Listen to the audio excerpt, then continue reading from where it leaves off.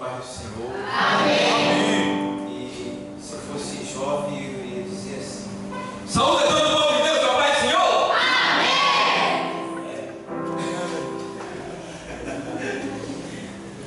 Sou jovem. Mas a gente está meio em câmera lenta, sabe? Meio em câmera lenta. Até porque, quando a gente adquire um certo conhecimento, a gente entende que a gente precisa ser mais parcial, mais, sabe, tranquilo, porque a gente tem uma responsabilidade muito grande. E temos que ser exatos naquilo que fazemos, pensamos e falamos. Então, aí a gente muda um pouco o comportamento, né? E vocês, talvez mesmo querendo, não consigam, porque não é só a questão de vocês querem, é porque existe um hormônio dentro de vocês que incentiva vocês a ser, entendeu? Enérgico, a ser ativo, entendeu? Então, a gente entende perfeitamente. Por isso que às vezes alguns jovens, eles entram em determinadas aventuras que colocam em risco a sua própria vida.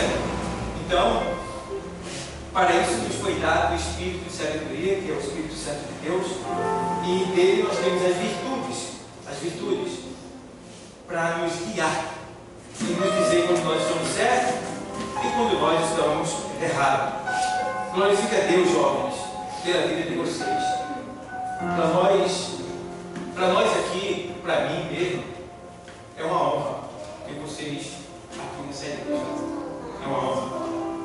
Porque o que eu tenho visto por aí, os jovens, como eles estão sofrendo, né? Meninas que com 17 anos, 16 anos já têm 2 filhos, de pais diferentes. Outros que estão no crack, morando debaixo da ponte, junto com traficantes, né? Jovens que já estão no mundo do crime, empunhando uma arma. E o pior, como era bom que eles fizessem uma visita na sala dos hospitais, onde estão ali os jovens, para eles verem quantos jovens estão ali com HPV, câncer na garganta, por estarem praticando sexo oral. Quantos jovens estão ali, né, na UTI e na sala vermelha, ali, por estarem usando drogas. Outros por estarem ali, né, doentes do coração, à beira da morte, por estarem vivendo a prática do sexo anal, que mata subitamente sem a pessoa menos espera. Né?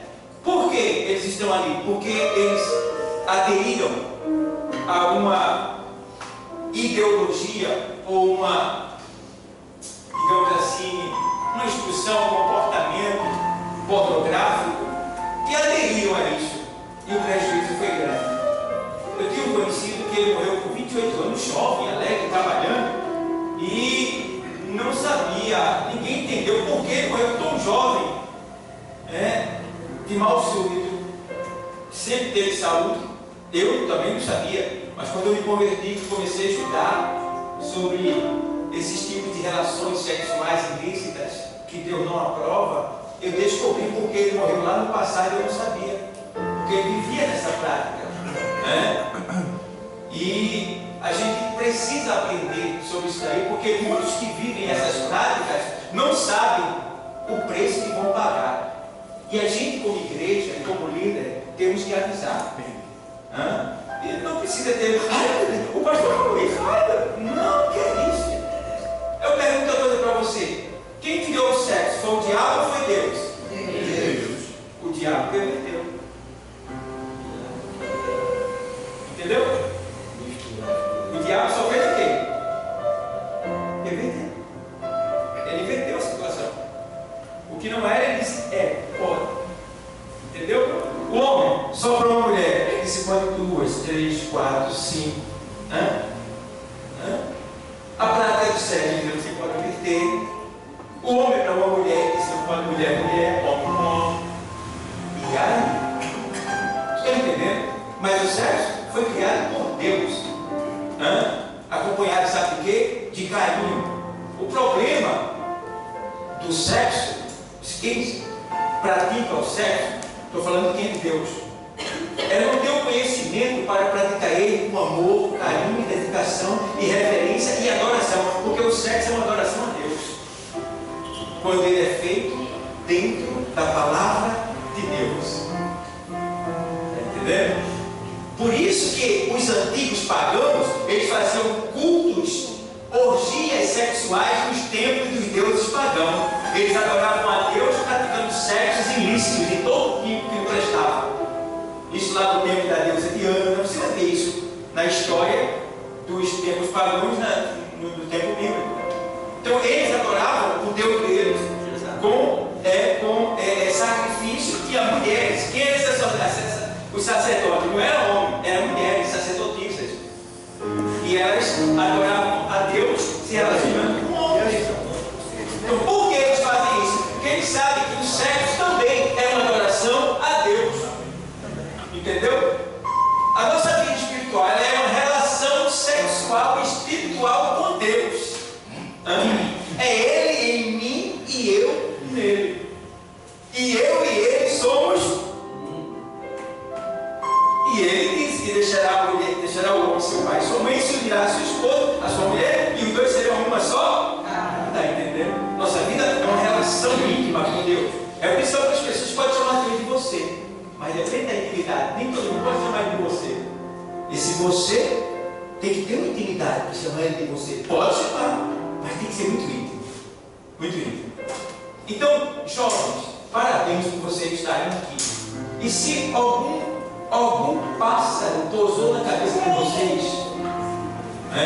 trazendo um pensamento pervertido, que te desvie, te levando para um prazer, que até dá prazer e faz você sorrir superficialmente, mas que a sua alma está chorando e o preço vai ser o quê? A morte. Então não vale a pena. Eu não quero sofrer, eu quero ter prazer, alegria com Cristo.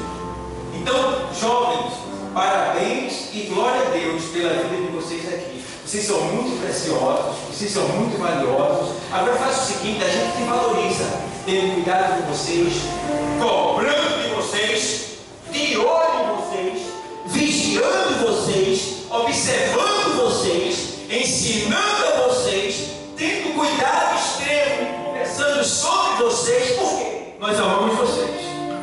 Vocês são filhos nossos, tá? E a gente não quer perder você, porque Deus nos entregou vocês para tomar conta.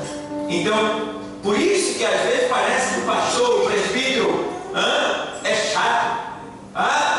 Eu falei isso. A gente está doido. Por quê? A gente não quer perder você. E a gente sabe que às vezes tem um amigo do lado, você é santo, mas ele não é, ela não é. Ela vai extremo. Isso tem nada não. É um perigo isso aí. Isso tem nada não. Por que ele está dizendo para você que isso não tem nada não? Porque você está numa dimensão além da dele. Chama-se dimensão espiritual com Deus. Cada um tem uma dimensão espiritual, um estágio espiritual que a gente alcança. Quem chega mais perto de Deus tem mais revelação e fica mais santo cada dia mais. E recebe algo mais de Deus. Então, igreja, a gente precisa ter muito cuidado. A Bíblia diz que existiu 3 jovens. A gente vê isso no livro dos Reis, no primeiro livro do profeta Samuel, quando Samuel foi levado para viver um tempo depois de ter sido derramado. E Samuel cresceu em graça, em sabedoria, em conhecimento, em espiritualidade. No entanto, os filhos de Eli, Hofni e Finéias, eles já tinham conhecimento das coisas santas de Deus, mas eles desobedeciam, eles profanavam as coisas santas de Deus. Vê bem. E Deus foi e falou com Eli e disse: olha, teus filhos estão profanando. Usou o profeta Samuel, já ainda criança, para falar muitas vezes para ele, mas o sacerdote, Eli, ele não deu a mínima. Ele relaxava. Por isso que jamais eu vou relaxar na igreja. Manter a doutrina, a ordem dentro da igreja. Por quê? Porque se a gente relaxar, quem vai morrer é a gente. Deus falou com Eli, mas Eli não deu atenção. E o filho dele se corrompia, pegava o sacrifício, tinha relações sexuais com as meninas, ali no templo, ali, abusando ali da santidade de Deus, sabendo quem é Deus, que Deus é santo. E aí Deus disse: vou matar. Porque quando chega lá onde Deus está, o negócio está fedendo mais da conta. Porque tem coisa que cheira mal, né? Mas tem coisa que você não aguenta. Então, onde Deus está, nada chega lá. Só duas coisas chegam lá. E depois uma terceira. A primeira é Jesus Cristo, que está com ele lá, a testa dele, além do céu. A segunda é o Espírito Santo, que a Bíblia diz em Coríntios que penetra as profundezas de Deus. E a terceira é as nossas orações, que é levada, só chega lá por causa do Espírito Santo, que intercede por nós com gemidos inexprimíveis. Mas quando o pecado excede aqui na terra, não se põe isso não. Parece que chega lá de um jeito que Deus fica irado. Aí ele diz, vou matar. E não matou só os filhos. O velho também caiu da cadeira e quebrou o pescoço e morreu também. Mesmo? Morreu os três. Por quê? Deus não aceita pecado na sua casa.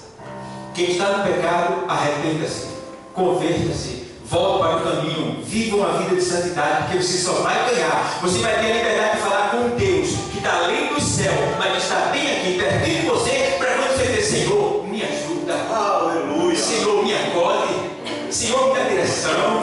Senhor, vai à minha frente. Senhor, abre as portas. Senhor, cura. Senhor, opera. Senhor, faz. E Ele vai fazendo, vai assinando, vai carimbando embaixo. Por quê? Porque você é santo. E tem temor dEle. E honra Ele. Tem respeito por Ele. Isso é muito importante. Aonde você estiver, não seja crente de aparência. Só crente de igreja, não. Seja crente aqui. Crente no trabalho. Crente na escola. Crente onde você passar. Seja cristão, protestante. Proteste contra o pecado. Porque o que Deus odeia, Ele também tem que odiar. Então, igreja, levante a cabeça, jovem. Levante. Vocês são especial. Vocês são preciosos. Vocês têm muito valor. Honre a chamada de Deus na sua vida. Quem honra a Deus será honrado por Ele. É jovem? A Bíblia diz que o prêmio maior é para o jovem. Porque ele lá na carta não, perdão, lá naquela parte que Lamentações de Jeremias diz que o jugo do jovem é duro de levar. Mas também ele vai ser super abençoado. Então não é fácil, mas Deus é contigo. Amém? Que Deus abençoe.